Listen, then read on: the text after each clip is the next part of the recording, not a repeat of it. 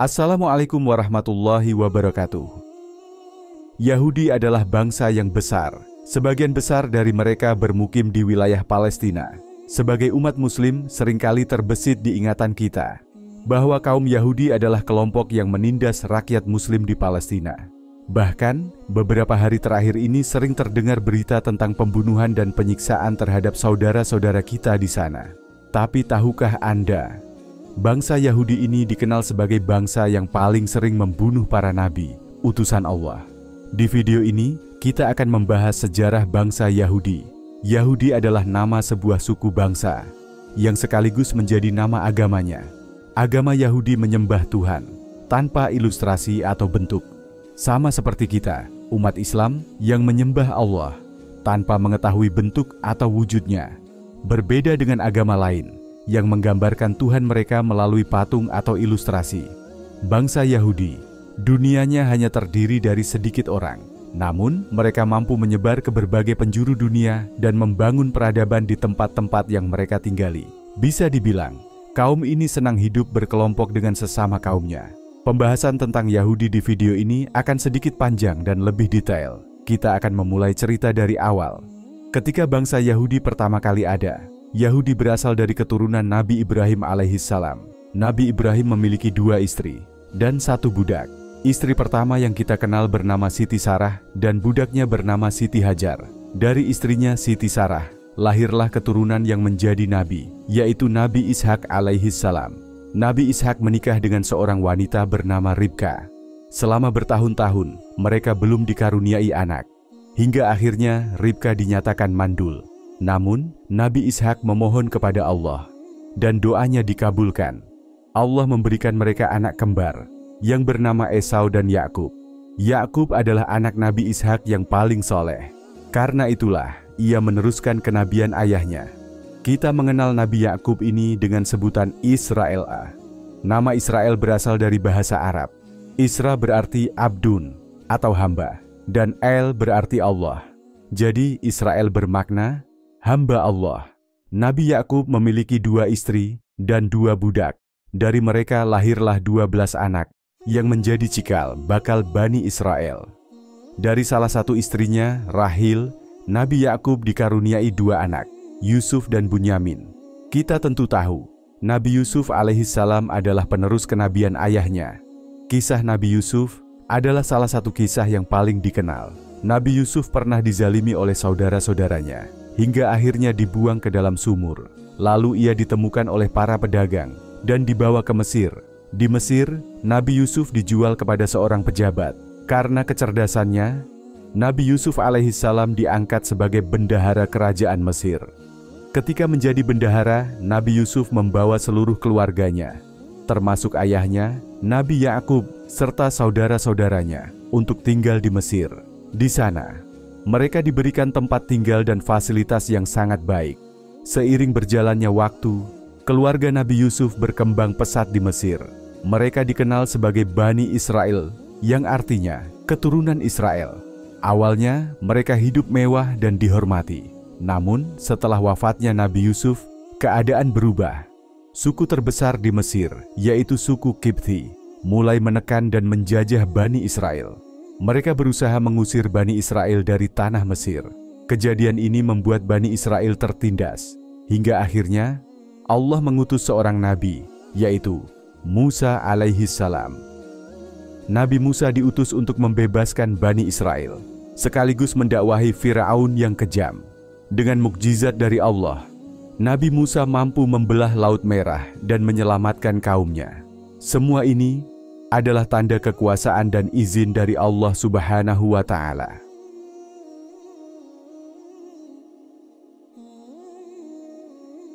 Di antara banyak mukjizat Nabi Musa, yang pertama adalah saat kaumnya mengalami kekurangan pasokan air.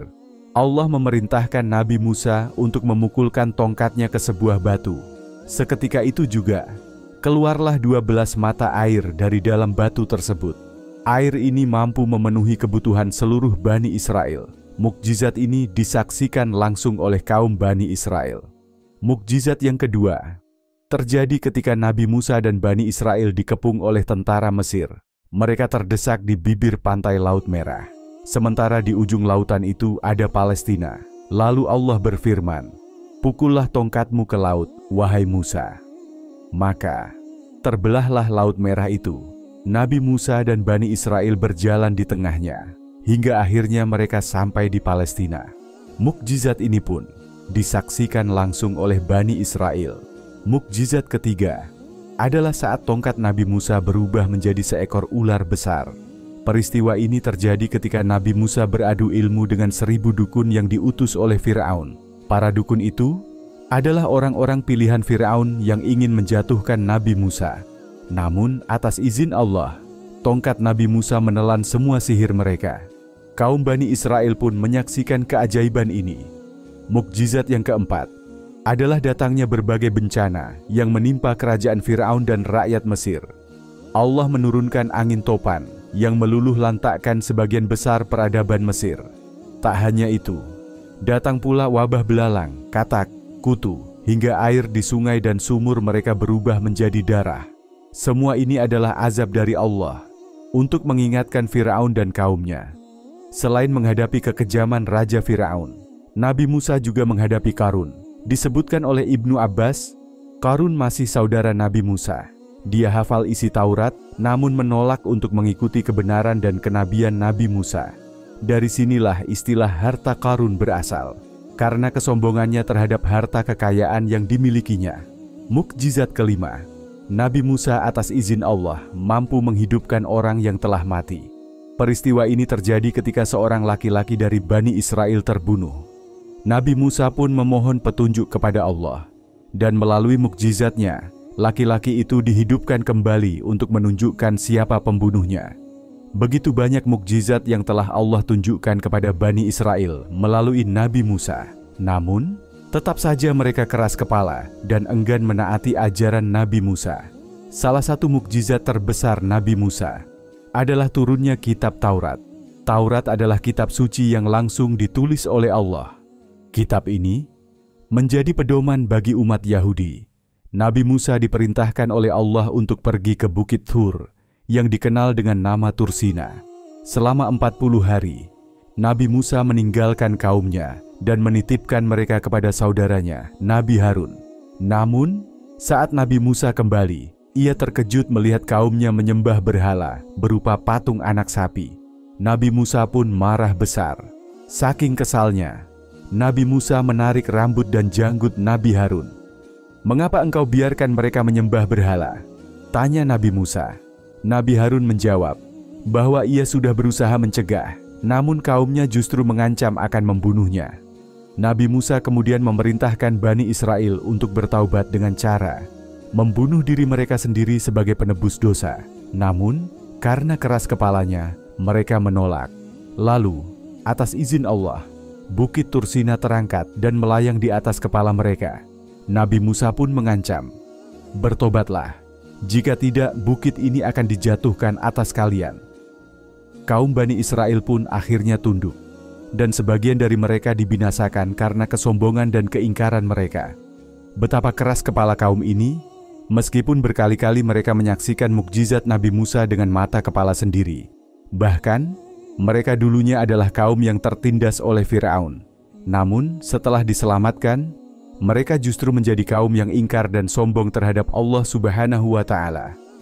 Kemudian, setelah diselamatkan oleh Nabi Musa dan mendapatkan banyak nikmat dari Allah, kaum Bani Israel tetap saja kufur. Singkat cerita, tatkala Nabi Musa, Nabi Harun, dan Bani Israel sedang dalam perjalanan menuju Palestina, mereka melewati padang pasir yang begitu luas.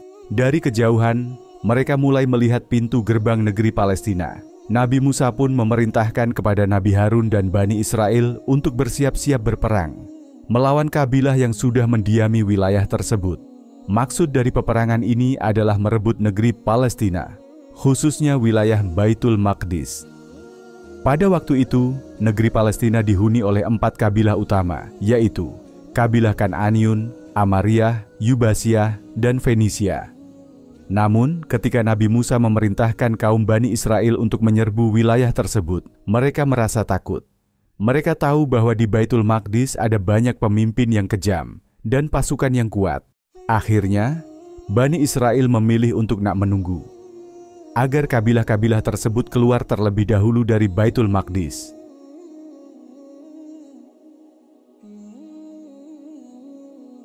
Namun, Nabi Musa dan Nabi Harun gak menyemangati mereka untuk tetap berperang, karena ini adalah perintah dari Allah.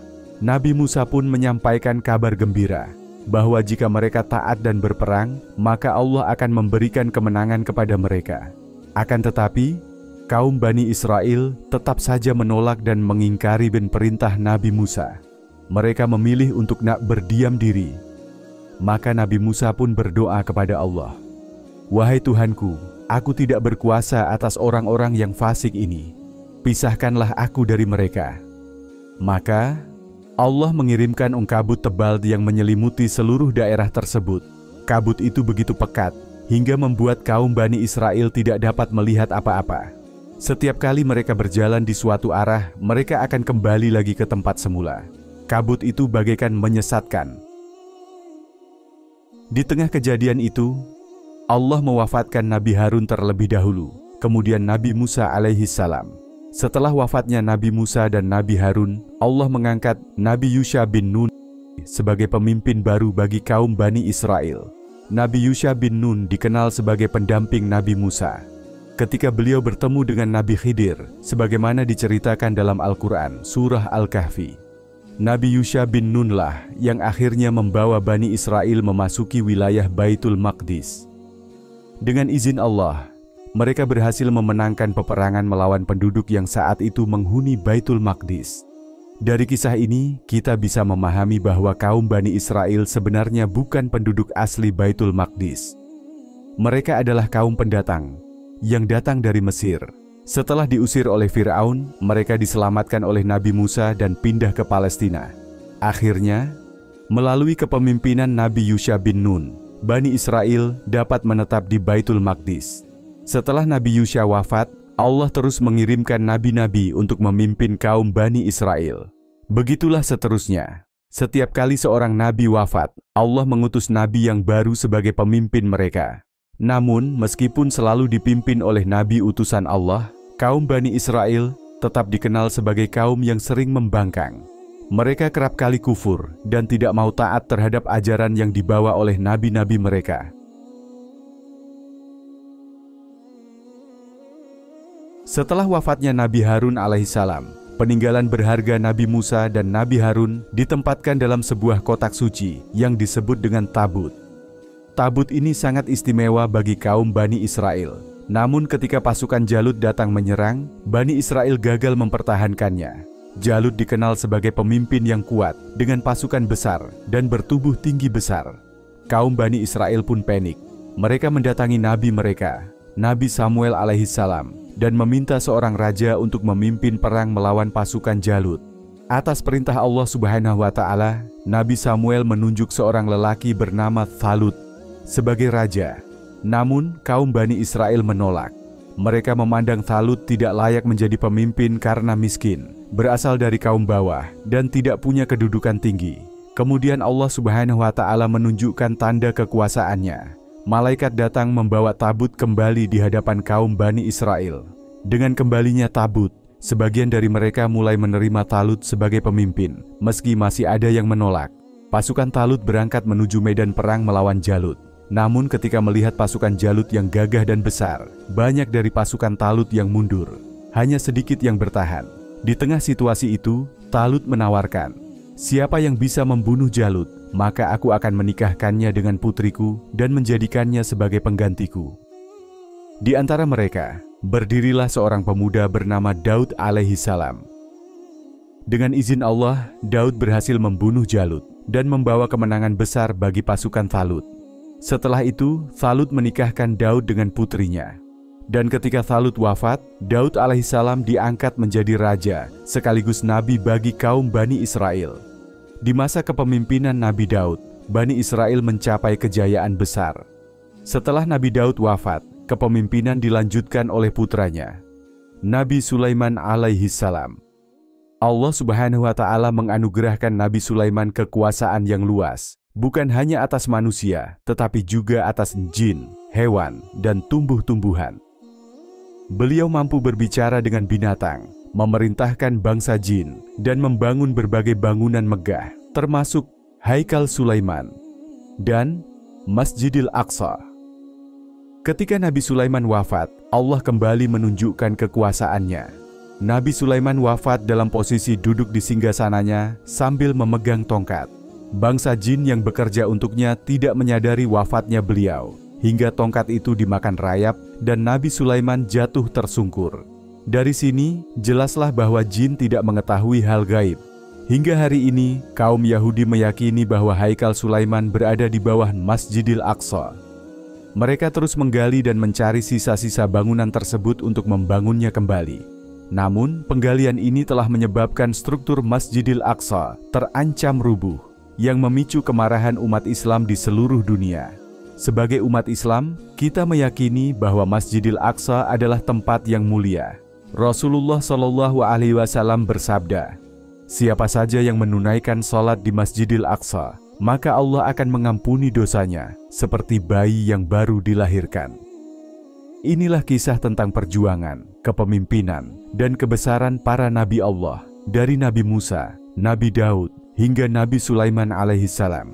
Kisah yang mengajarkan kita tentang ketaatan kepada Allah, keberanian dalam menghadapi ujian, dan pentingnya menjaga amanah tempat suci ini.